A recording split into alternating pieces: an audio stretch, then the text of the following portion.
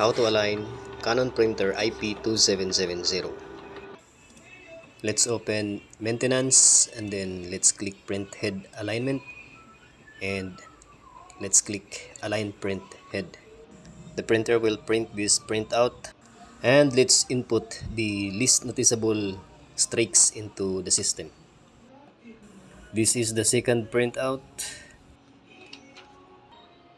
and this is the third printout, the last printout. Also, let's input the least noticeable streaks. And after that, let's click OK and print head alignment is now complete.